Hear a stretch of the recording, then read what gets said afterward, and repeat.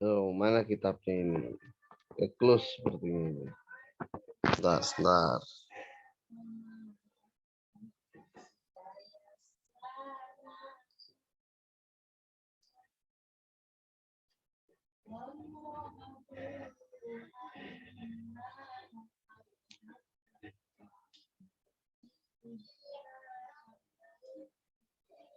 Saya belum share screen ya.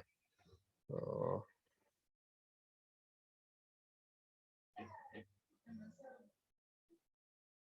Mic-nya sudah nyala kan? Halo, halo. Sudah saat.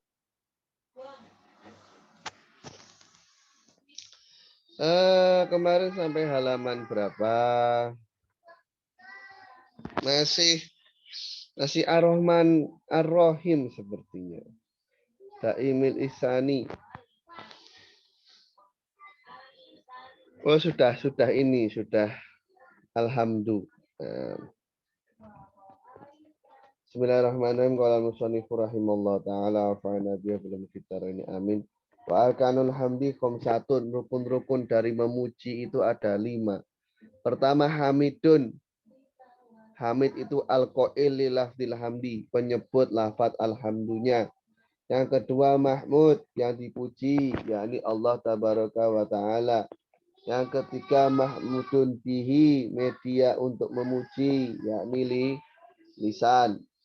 Yang keempat mahmudun alaihi, ya.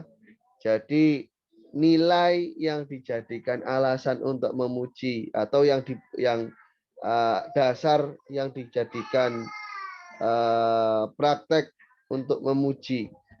Ini nikmat dan yang lain-lain. Yang kelima adalah redaksi atau format kalimatnya. Yang paling utama untuk format kalimat afdhalu sighatinil hamdi hiya Allahumma lakal hamdu hamdan yuwafi ni'amaka wa yukafi'u mazidaka. Yakni Allahumma lakal hamdu hamdan yuwafi ni'amaka wa yukafi'u mazidaka. Ini yang paling utama. Nah.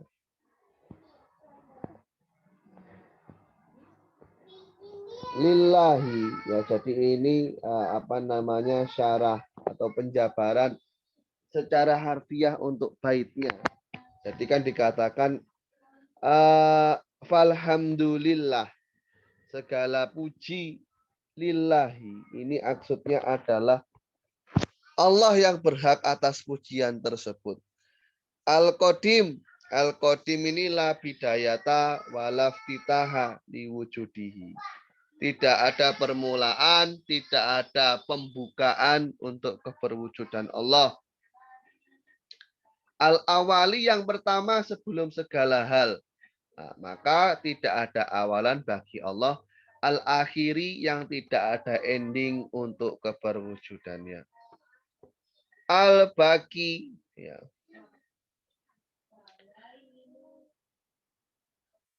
Al-baqi yang maha eksis, yang maha selalu ada.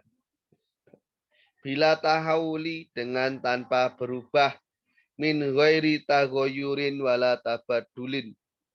Jadi tanpa berubah dan tanpa berganti. Allah itu ya tidak berubah dan tidak akan Allah itu yang merubah. Allah itu zat yang merubah tapi justru tidak berubah. Karena yang dirubah-rubah itu makhluk, bukan sang pencipta. Sesuatu yang berubah-ubah itu membutuhkan sesuatu yang merubahnya. Ya. Sesuatu yang berubah-ubah itu membutuhkan sesuatu yang merubahnya. Semacam itu. Malu bidzalik, dan hal yang berubah akan menjadi sempurna dengan adanya zat yang merubah. Nilai kebutuhan dan nilai kesempurnaan itu adalah ciri-ciri dari kekurangan. Kurang bagi zat Allah itu adalah hal yang muhal. Zat Allah itu tidak berubah dan juga tidak berganti. Faidah. Jadi segala hal di alam semesta ini ada 4 macam. Yang pertama, tidak ada awalnya dan tidak ada akhirnya. Itu adalah Allah Subhanahu wa taala. Ada awalnya dan ada akhirnya, yakni makhluk baik manusia ataupun jin. Tidak ada awalnya tapi ada akhirnya. Contohnya adalah kondisi makhluk di zaman azali. Ketiadaan makhluk itu ya tidak ada awalnya, tapi ada endingnya. Ya ini sebenarnya masalah persepsi saja. Ya, ketiadaan makhluk itu kan yang nggak pernah berwujud. Ketiadaan makhluk itu kan gambaran saat makhluk belum diciptakan. Dan gambaran ini akan hilang atau musnah saat makhluk diciptakan. Nah, itu akan berakhir dengan adanya kita. Kanal kholku adaman tsumma khalaqahumullahu ta'ala fa'aujadahum. Awalnya enggak ada, kemudian Allah ciptakan. Yang keempat, ada awalnya dan tidak ada akhirnya, yakni nanti rumah akhirat. Tsumma sholatu wassalamu sarmada ala nabi khairi man qad wahada. Ya, tsumma ini huruf atof. Pak siapa nama? Pak Purnomo masih ingat nggak pelajaran nahunya dulu dengan Ustadz Hadi? Ya. Jadi ya huruf atof, kata bantu penghubung. Asolah itu apa? Asolah itu adalah doa bi khair. Mendoakan kebaikan. Kalau sholah itu dari zat Allah, namanya rahmah, kasih sayang. Kalau dari malaikat, konsepnya istighfar, meminta ampun. Kalau dari manusia dan jin, maka sholah itu artinya doa. Salam. Salam itu penghormatan dan pemberian nikmat. Sholawat dengan tanpa menyebutkan salam itu hukumnya adalah makruh. Ya memang ada yang mengatakan demikian. Jadi kalau membaca sholawat itu harus disertai dengan salam. Nah, sarmada itu artinya selamat. Alan nabiyyi wa nabiyyu min naba, dari kata naba yang artinya berita, menyampaikan berita. Yang dikehendaki ala nabi itu ya Sayyiduna Muhammadun sallallahu alaihi wasallam. Allah berfirman, ya ayyuhalladzina amanu sallu alaihi wasallimu taslima. Khairi man qad wahada. Ya, sebaik-baiknya orang yang melakukan tauhid itu, andaikan kalau wahadanya fa'ilnya adalah, pelakunya adalah man. Ya. Ai khairu khalqillah. Kalau ini kita ainya ini kita jadikan badal ya khairi khalqillah. Maksudnya setelah ai dijadikan badal ya khairi khalqillah. Sebaik-baiknya makhluk Allah Ta'ala, yakni Nabi Muhammad. Nabi Muhammad bersabda, Ana sayyidu waladi Adam. Akulah pimpinan dari keturunan Nabi Adam. Yaumal kiamati wala fakhro, di hari kiamat nanti. Wala fakhro, dan bukan sebuah kesombongan. Ya beliau ini punya kewajiban menyampaikan berita. Bukan masalah kesombongan bukan. Ya memang seorang nabi memiliki kewajiban menyampaikan instruksi dari Tuhan. Wa sallallahu alaihi wasallam afdolu man abadallah ta'ala. Sebaik-baiknya makhluk yang menyembah Allah Ta'ala. Wa aqarra bil wahdaniyati. Mengakui adanya konsep keesaan. Wahadana sa'ila robbihim, menunjukkan manusia kepada Tuhannya. Wa alihi wa sahbihi wa man tabi sabila dinil haqi ghairu mubtadi. Salawat serta salam tadi ya semoga tercurah pada keluarganya, yakni Banu Hashim dan Banu Muthalib. Tapi dalam kasus doa, maka setiap orang yang bertakwa dari umat Sayyidina Muhammad Sallallahu Alaihi Wasallam. Jadi kalau ingin ikut-ikutan dapat bacaan sholawat, ya silahkan menjadi orang yang bertakwa. Kurang lebihnya begitu. Wasofbihi dan sahabat-sahabat Nabi Muhammad. Mereka itu siapa? Yakni orang-orang yang sempat bertemu dengan Rasul dalam kondisi Muslim. Berkumpul dengan beliau, meninggal dalam kondisi Muslim. Bilangannya itu kurang lebih sekitar 120.000. Banyak sahabat itu ya, 120.000. Benar nggak ini titiknya? Benar. Atau 124.000. Nah, secara perkiraan 124.000. Baman tapi ya jadi orang-orang yang generasi setelah sahabat dari orang-orang Islam ya tabiin lah. Nah, sabila dinil haqi, jalan dari agama kebenaran yakni Islam, ghairu mubtadi, bukan ahli bid'ah, tidak melakukan hal-hal yang tidak berdasarkan dalil dan tidak ada dasarnya dalam agama. Nah, faidah bid'ah sendiri secara bahasa artinya adalah hal baru yang tidak ada percontohan sebelumnya. Jadi ya karya barulah semacam itu. Something new. Secara syara adalah sebuah hal yang dia dibuat sebagai hal baru atau diperbaharui lah. Namun menyalahi perintah syariat. Nah, maka tidak masuk dalam cakupan dalil yang khusus yang memberikan perintah untuk melakukan hal tersebut. Juga tidak masuk dalam dalil atau petunjuk agama yang sifatnya umum. Nah, tapi kalau andaikan masuk dalam cakupan dalil yang sifatnya umum, maka ya tidak bid'ah. Tidak bid'ah. Umpama ada perintah yang nilainya umum, aplikasinya banyak, ya nggak masalah. Faidatun la yajuzu du'a ulin Nabi sallallahu alaihi wasallam bi ghairil warid. Tidak boleh mendoakan Nabi dengan konsep-konsep doa yang tidak turun dari syariat. Umpama mendoakan Nabi rahimahullah. Ya. Itu enggak boleh.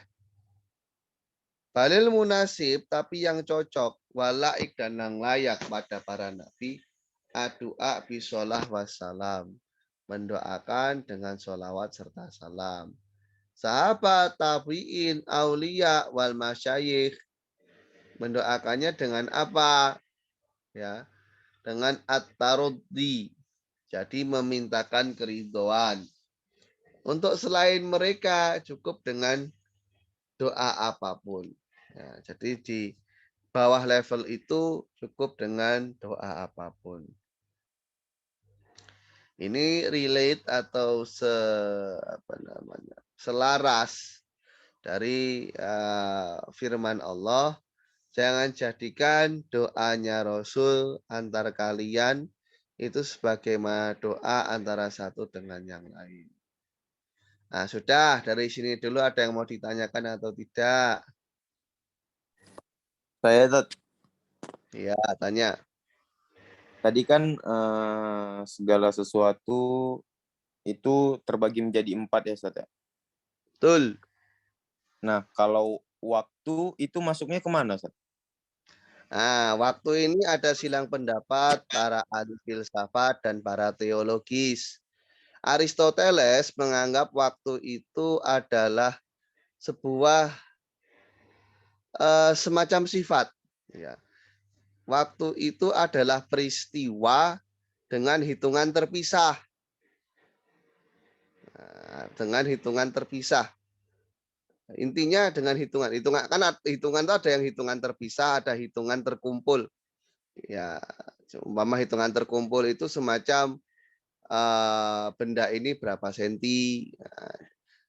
Hitungan terpisah itu yang dihitung semacam jarak. Gitu. Jadi kan yang antum ngerti waktu itu apa, ngerti nggak?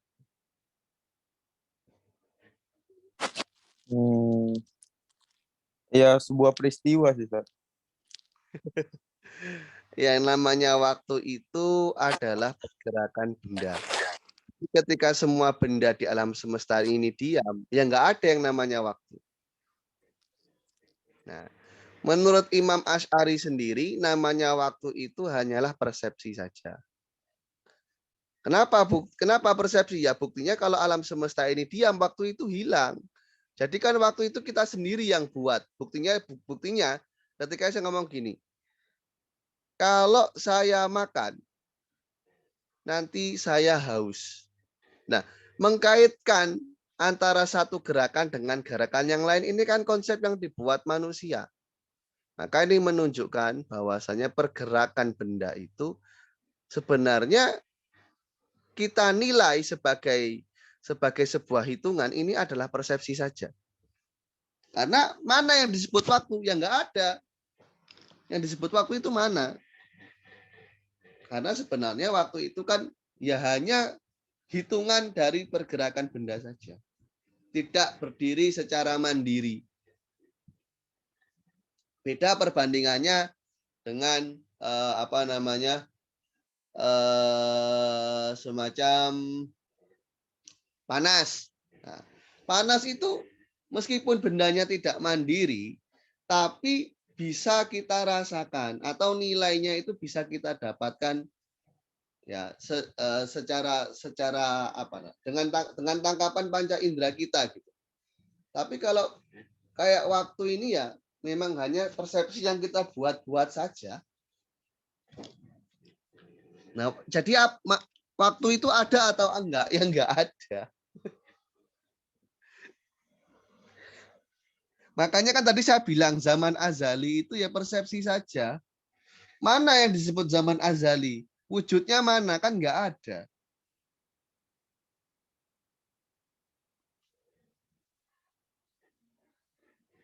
Mungkin bisa diterima. Oke, Ustaz. Oke.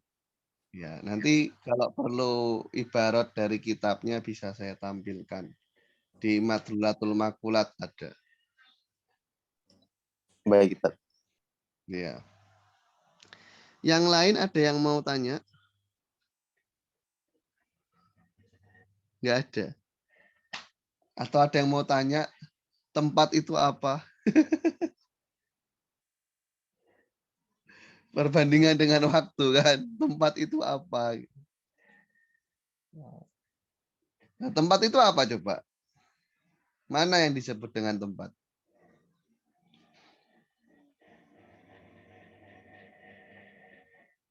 Ya tempat sama. Tempat itu hanya persepsi saja. Kok bisa? Ya umpama begini, saya dalam sebuah ruangan. Bagian mana yang saya sebut tempat? Umpama saya duduk di atas kursi. Kan itu kursi, itu kan benda secara mandiri. Yang mana yang disebut dengan tempat?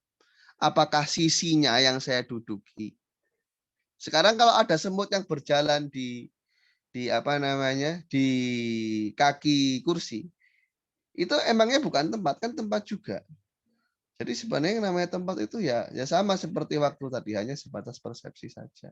Beda kan dengan warna kulit atau warna kayu, coklat. Mana coklatnya? Ya itu coklatnya ada menempel pada zat kayu. Namun yang disebut tempat itu yang mana? Andaikan tempat itu memang ada, alam semesta ini bertempat pada apa? Bertempat dalam sebuah ruang. Nah, ruangnya itu bertempat pada apa? nggak ada habisnya nantinya. Akan menimbulkan konsep tasalsul. Ya, sudah ya. Saya lanjutkan. Tatimatun adinu lugotan ma yatadayanu. Harusnya yatadayanu sih. Tafa'ala yatafa'alu. Yatadayanu bihi. Hakon kana obatilan. Yakni sesuatu yang digunakan sebagai acuan hukum. Karena din itu ya ada acuan hukumnya. Atau digunakan sebagai beragama lah ya kita artikan. Kalau kita artikan agama adalah sebuah sesuatu yang digunakan sebagai agama, ini kalau dalam pendekatan mantiknya kacau. Seperti halnya, apa itu belajar? Belajar adalah kegiatan pembelajaran. Nah kita belajar aja nggak tahu kok apa itu agama. Agama adalah sebuah nilai yang dijadikan acuan agama. Lah agamanya saja kita nggak ngerti kok disebutkan lagi dalam pengertian. Ini contoh-contoh pengertian yang fasid, pengertian yang tidak tepat. Ya kecuali makanya tadi saya katakan ya tadayanu itu ya sebagai acuan hukum gitu saja. Baik itu nilainya benar atau salah. Karena yang namanya pengertian itu tidak boleh mengulang lafaz yang akan coba kita uraikan. Itu nggak boleh. Nah, agama itu apa? Secara syarak majmu'ul mu'taqidat wal ahkam al-amaliyah at-taklifiyah. Kumpulan dari hal-hal yang ranahnya keyakinan, ranahnya kepercayaan, hukum-hukum yang berkaitan dengan pekerjaan manusia yang membebani, dan juga al-akhlak, kumpulan nilai-nilai etika allati auhallahu ta'ala biha. Yang Allah wahyukan nilai-nilai itu ila Sayyidina Rasulillah kepada Rasulullah Shallallahu Alaihi Wasallam. Dia belughoha linnas untuk disampaikan pada manusia. Wa yadkhulu fihi ijtihadatul a'immah. Masuk dalam konsep agama adalah ijtihad para imam. Al-fuqaha al-mu'tabirin, ahli fikih yang memang dianggap. Kalau orang cuma ngaku-ngaku saja seperti yang sekarang ngaku Imam Mahdi, kok bisa ya? Ya nggak tahu. Cari tenar. Ya mungkin namanya emang Imam Mahdi, Ustaz. Oh, emang namanya Imam Mahdi?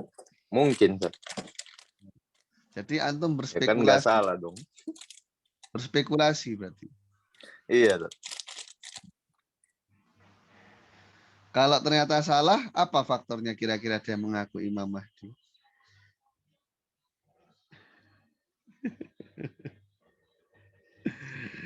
Ya, ya kayak kasusnya Rangga itu loh, Rangga Sunda Empire. Ketika sudah viral kan, saya cari tenar aja. Sudah tenar, mau ikut tinju. Nggak tahu siapa lawannya. Kan diundur. Kemarin kan tanggal berapa? 19 November kan awalnya janjinya tinju itu. Rangga, terus Marcel Dival, terus Habib Jindan, tapi diundur. Kelas saya udah nunggu-nunggu. Kalau tinjunya kelas profesional itu ya alurnya jelas lah. Maksudnya kan ya tinjunya beneran. Cuman kalau yang kelas-kelas teri ini kan lucu biasanya.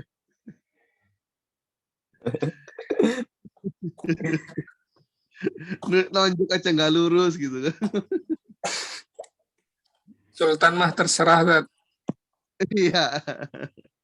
Iya itu kan anunya Rudi Salim. Terserah Rudi Salim lah. Hadiahnya loh. Saya suruh ikut juga mau. Nggak kenal sih sama Rudi Salim. Wa ijma'atuhum al-mustanidah ila nususil Qur'aniyah awin nabawiyah, dan konsepsi ijma' para fuqaha atas nilai-nilai yang terdapat dalam Quran dan Nabawi yang nilainya sudah pasti tidak spekulatif lagi. Jadi acuannya kepada nas, yang disebut dengan nas itu malayah tamil ghairohu, hal yang tidak spekulatif untuk makna yang lain. Umuruddin, sekarang kita akan bahas perkara perkara agama. Pertama, sihatul akdi. Yang kedua, sidqul qasdi. Yang ketiga, al-wafa' bil ahdi. Yang keempat, ijtinabul hadi. Nah,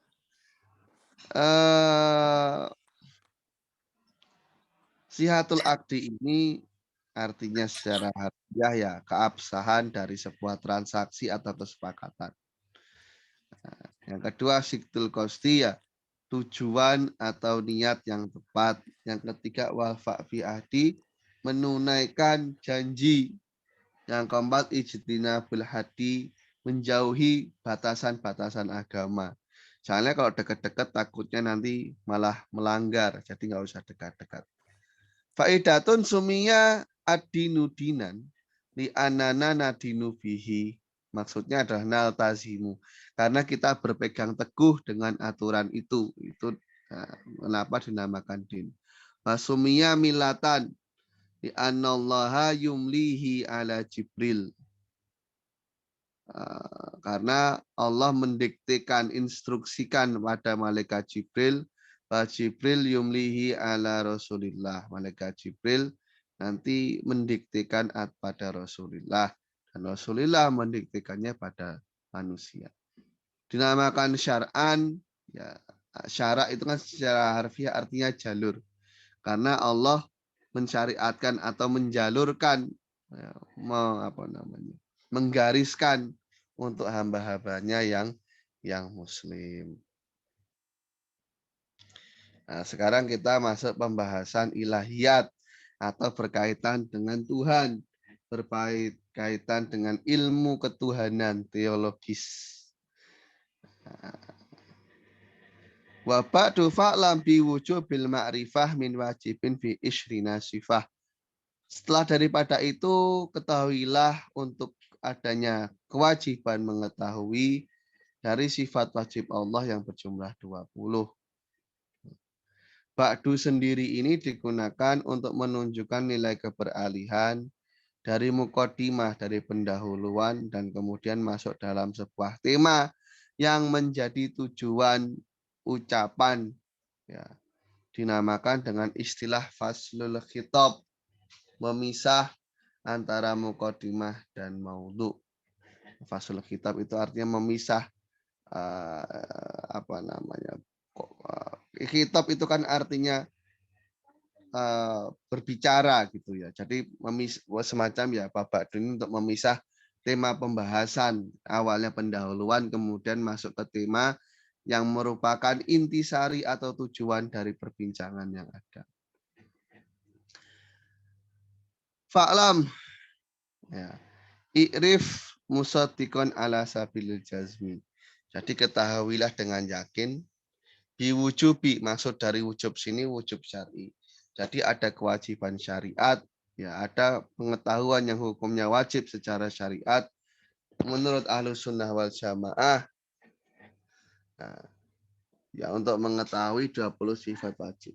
Sehingga kalau ini kewajibannya nilainya kewajiban syariat, sebelum syariat itu turun untuk memberikan instruksi, ini berdasarkan lisan Nabi yang diperkuat dengan mukjizat, maka tidak ada kewajiban untuk mengimaninya.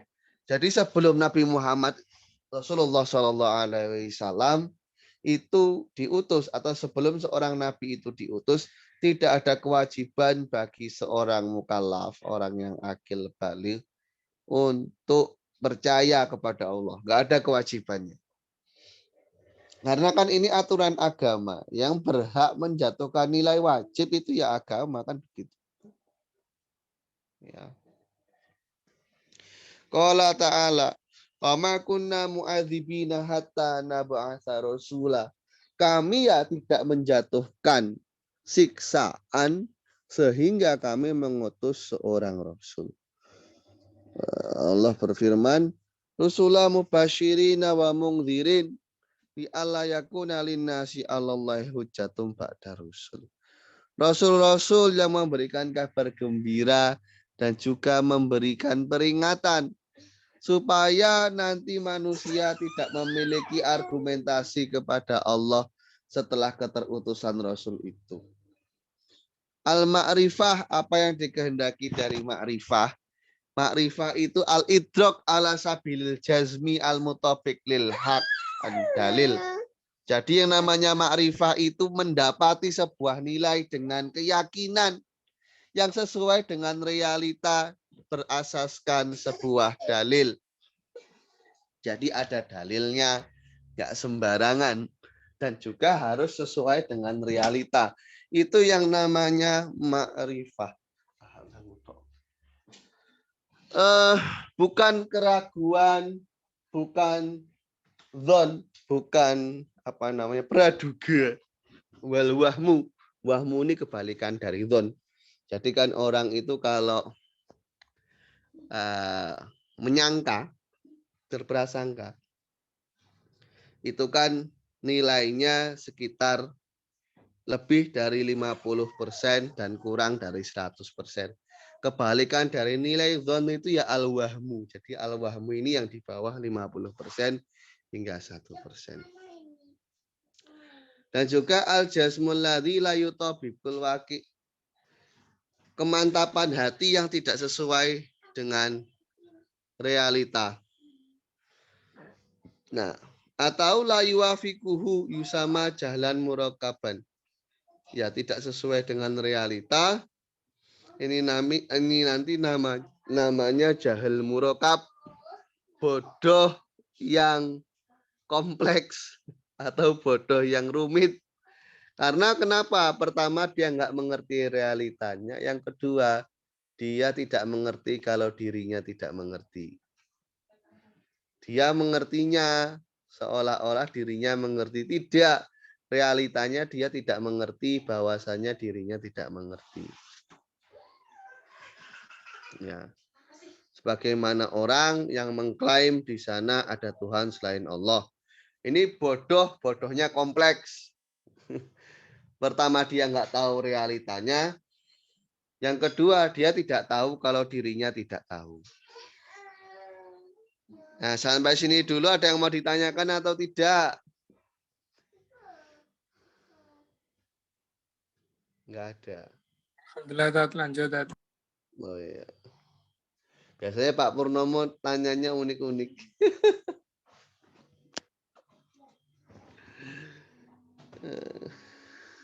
Ahlan, tanya nggak Lan?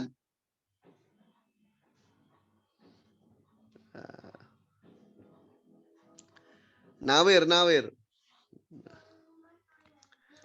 Cukup, Sat. Lanjut, Sat. Cukup membingungkan atau cukup memahamkan?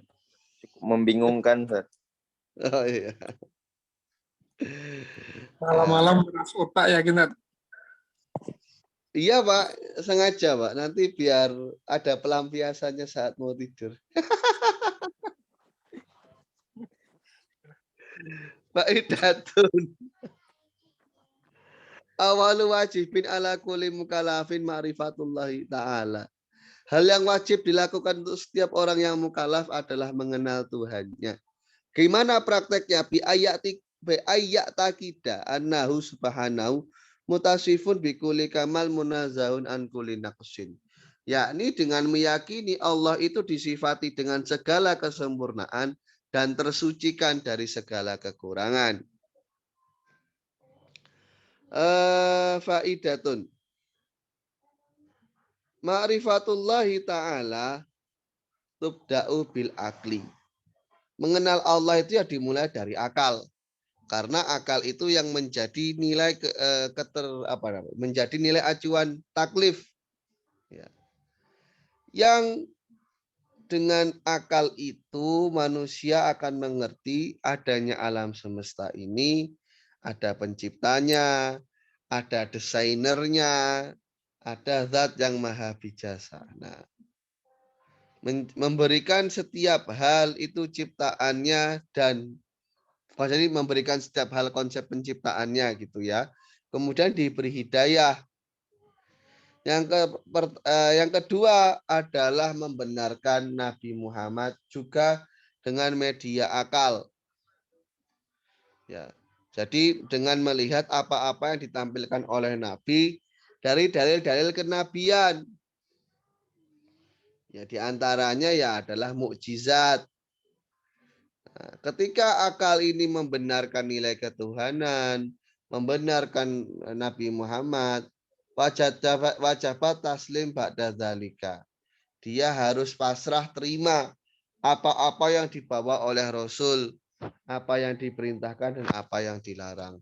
Kadang kan lucu, saya percaya pada Allah, saya percaya pada Rasulullah, tapi saya meyakini bahwasanya homoseksual itu adalah boleh.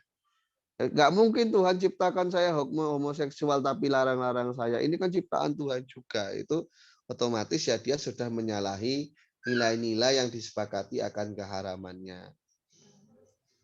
Meskipun Termasuk dia jahil murokam nggak, Sat? iya dong. Iya dong. Sudah jahil murah, homo lagi.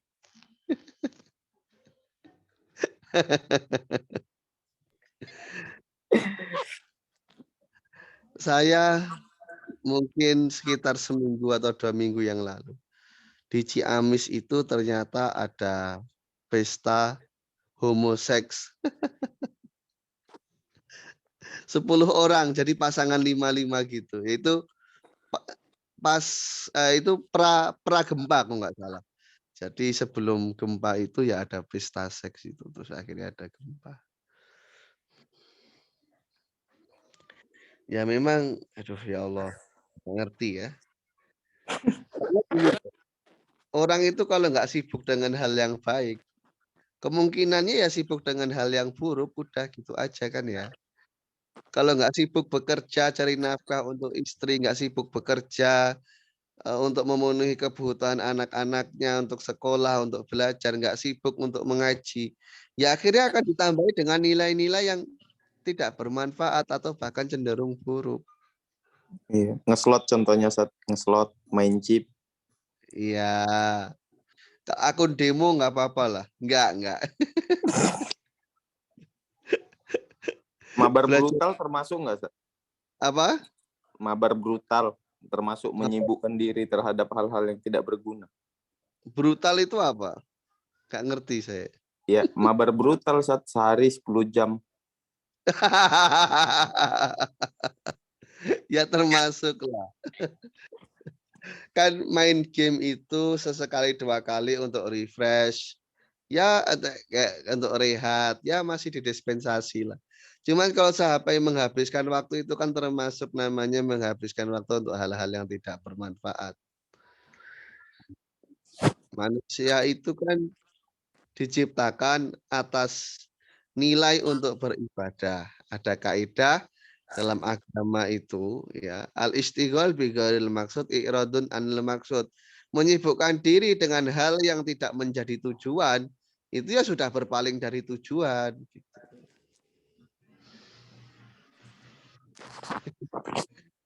Ya kecuali mungkin antum mabarnya sama ustadz yang kondang itu, ustadz siapa? Ada kan ustadz yang main Mobile Legend itu.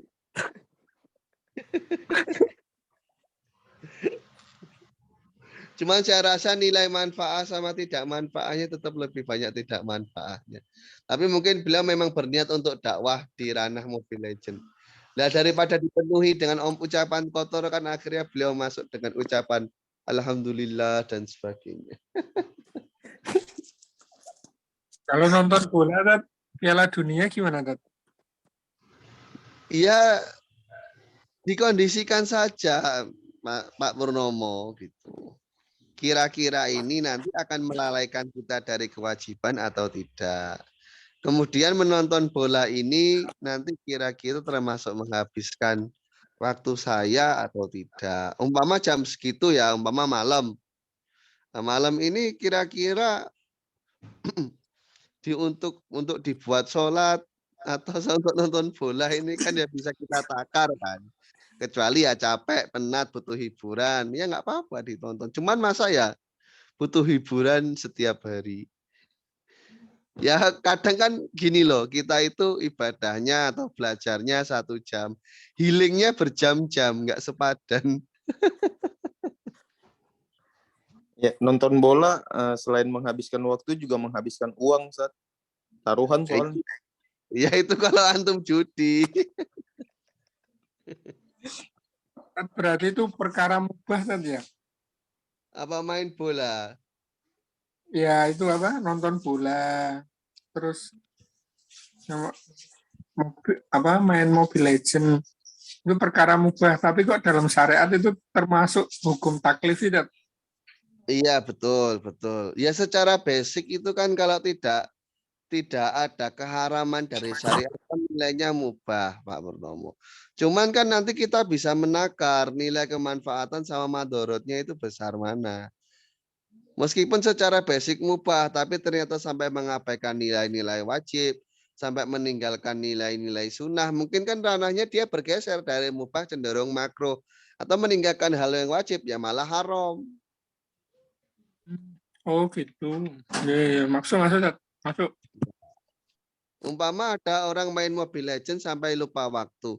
Ya sebenarnya kan yang salah itu ia meninggalkan sholatnya. Tapi kan yang dia jadikan media itu Mobile Legends-nya gitu loh. Dia meninggalkan sholat karena bermain Mobile Legends. Ya akhirnya konsep meninggalkan sholatnya itu haram. Dengan media dia bermain Mobile Legends. Katakan seperti itu.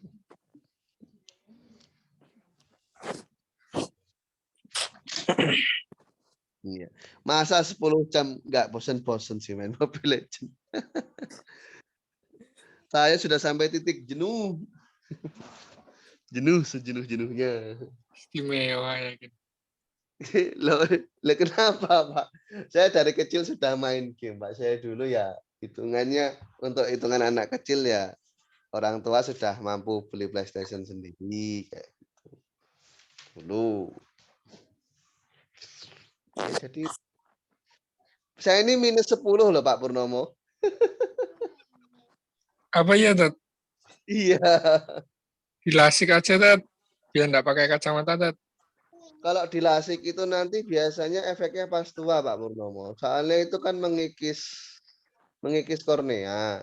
Nah, nanti ketika otot mata saat tua itu sudah melemah, korneanya yang sudah kekikis itu sudah apa istilahnya akan terganggu gitu loh.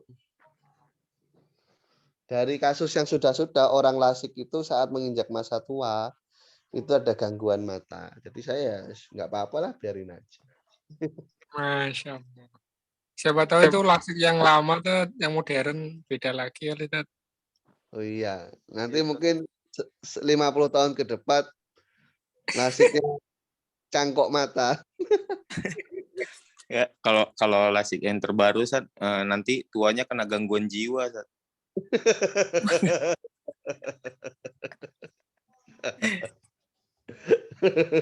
Hubungannya antara organ mata dengan kesehatan mental.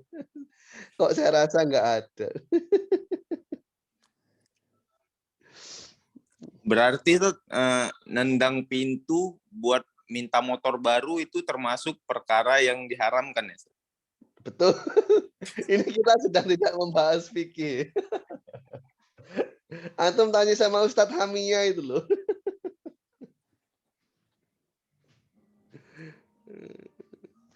Yang kalau ngajar pakai headset, pakai earphone sambil ngerokok, keren kan?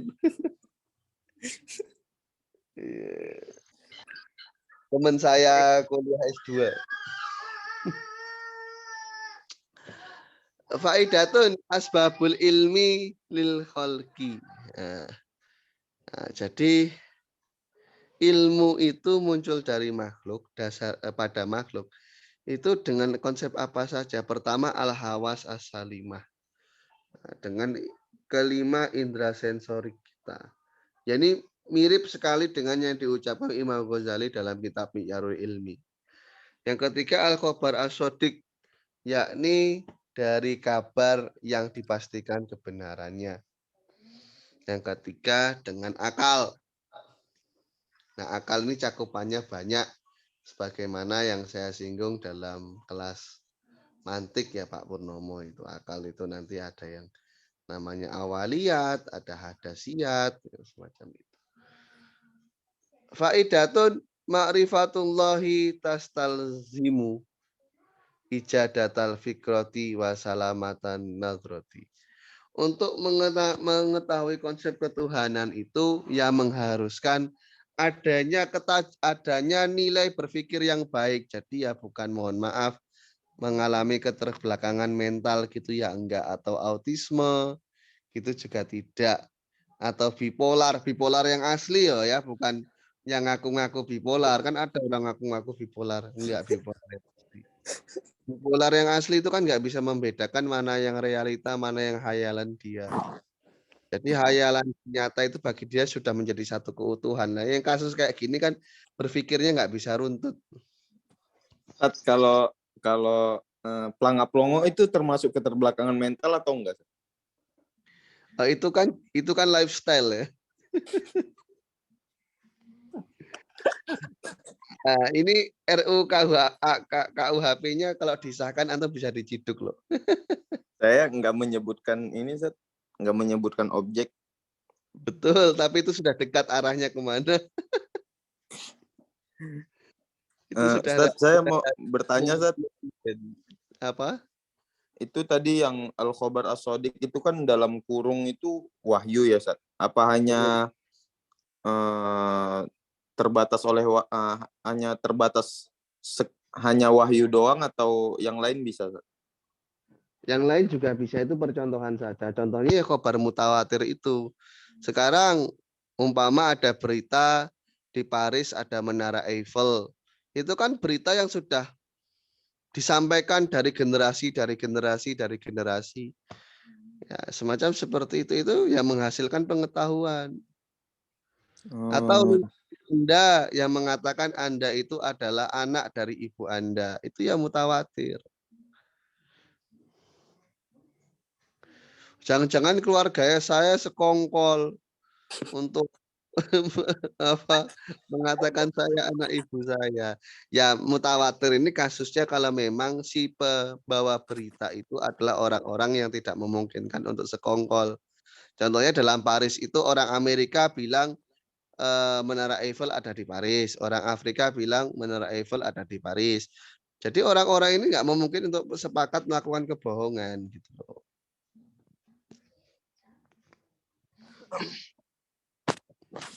Oke. Ya kalau memang kasus anak dalam keluarga itu ya memang masih bisa ditutup-tutupi kan gitu.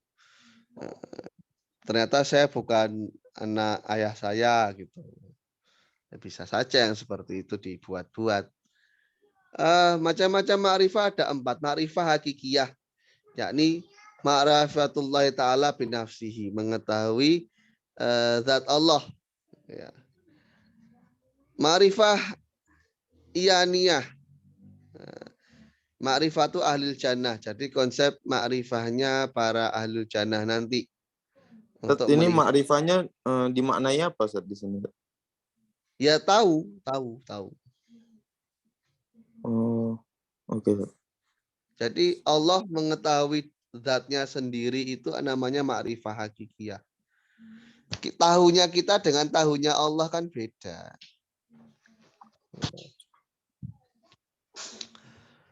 Berikutnya ma'rifah kasfiyah. Jadi bisa menyibak tabir untuk mengakses pengetahuan akan Tuhan. Ya, ma'rifah kasfiyah. Ini makrifahnya para aulia, para wali. Ya, bukan yang ngaku-ngaku ya. Samsudin termasuk nggak saat itu, Ustaz? Nah, saya nggak tahu. Saya nggak tahu dalam artian saya tidak bisa mengklaim apapun tentang Samsudin. Pertama, saya nggak kenal. Yang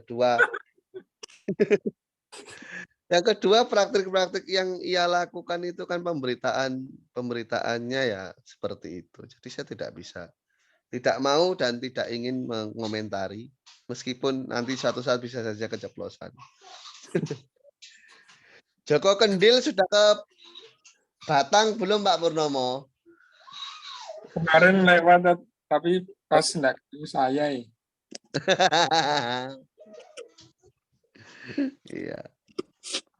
Barangkali makan di warungnya Pak Purnomo coba pendilnya.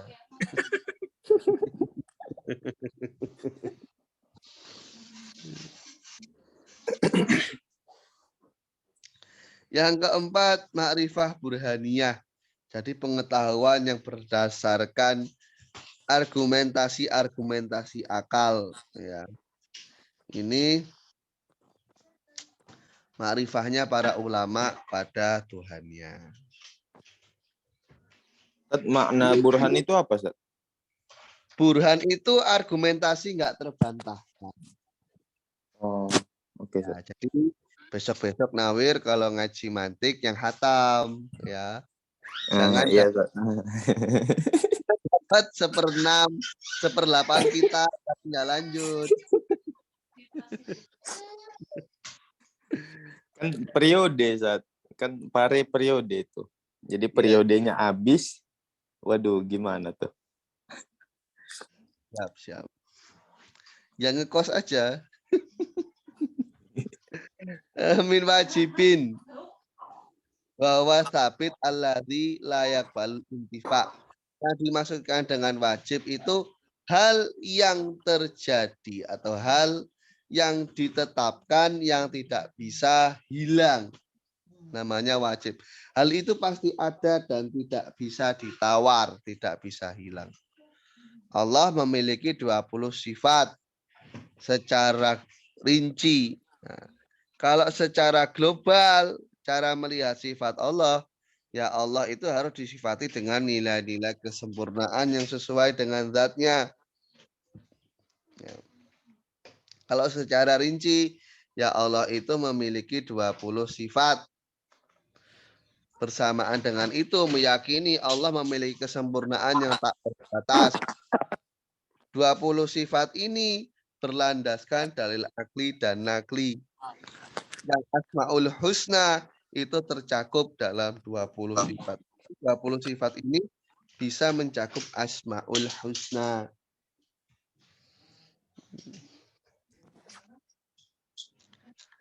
Nah, sampai sini dulu ada yang mau ditanyakan nggak? Berarti, Ustaz, kita boleh menisbatkan suatu sifat kepada Allah itu kalau dalam konsep global itu bebas ya, Ustaz. Yang Selagi penting nilai-nilai sifat yang kita kesempurnaan. nisbat. Oke, Ustaz. Iya. Yang penting nilai-nilai kesempurnaan. Yang memang layak pada zat Allah. Ya nisbahnya jangan melihat dengan manusia. Manusia itu kan akan terlihat sempurna kalau memiliki pasangan. Kalau jomblo kan kelihatan ngenes gitu kan. Ya, jangan disifatkan kepada Allah, nggak relate. Ya. Nanti keyakinan kayak orang-orang sebelah, Tuhan punya anak, Tuhan punya istri. Terus mertuanya Tuhan siapa? Yang ngakati siapa? KUA-nya di mana? Kan panjang urusannya.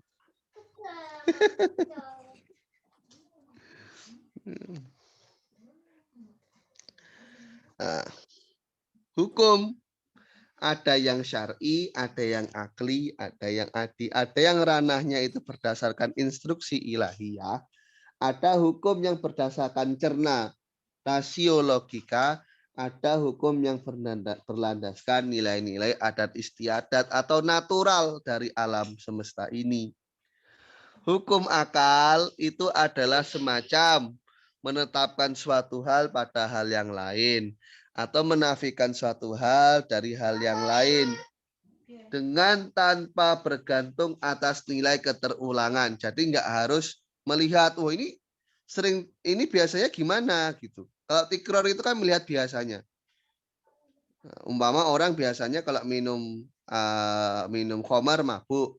Nah, itu kan melihat unsur kebiasaan. Nah, hukum akal tidak melihat konsep konsep kebiasaan seperti itu. Dan juga bukan berdasarkan konsep adanya nilai yang dibuat oleh seseorang. Contoh, umpama kalau lampunya merah, mobil harus berhenti. Ini kan nilai yang dibuat oleh seseorang dan ini nggak ada kaitannya dengan hukum akal semacam itu. Nah, ini kita lanjutkan besok. Kita akan rinci konsep-konsep hukum akal. Mungkin saya cukupkan dulu sekian. Hanakallahu bihamdika, syudah lantas, assalamualaikum warahmatullahi wabarakatuh.